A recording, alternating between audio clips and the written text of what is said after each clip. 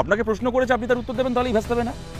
ওটা ওখানে আপনার পুলিশ নেই বলে আপনি জেলে ঢোকাতে পারেননি।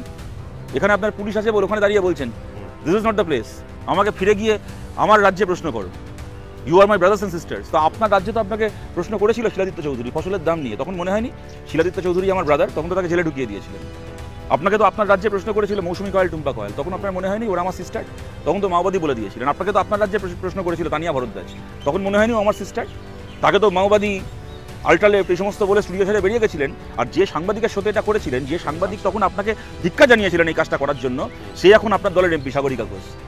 ঘর জ্বালানি পর ভোলানি, ওখানে গিয়ে বলছেন আমাকে আমার রাজ্যে ফিরে প্রশ্ন করো, যেন নিজের রাজ্যে যেন কত প্রশ্নের পরিস্থিতি রেখেছেন, যেন কত প্রশ্নের পরিসর রেখেছেন। লজ্জা করে না? অভয়ার এই ঘটনার পরে তিলোত্তমা কি কাদম্বিনী আমি যে নামেই ডাকি না কেন, আরজি করের এই রেপ অ্যান্ড মার্ডারের ঘটনার পরে একটা মোহনবাগান ইস্ট বেঙ্গলের ম্যাচ ছিল সল্টলেক স্টেডিয়ামে, এই আশঙ্কা থেকে যে ওই স্টেডিয়ামে কেউ এই মৃত্যুর বিচার চেয়ে একটা একটা পোস্টার দেখাতে পারে, সেই আশঙ্কা থেকে গোটা মোহনবাগান ইস্ট বেঙ্গল খেলা ক্যান্সেল করে দিলেন।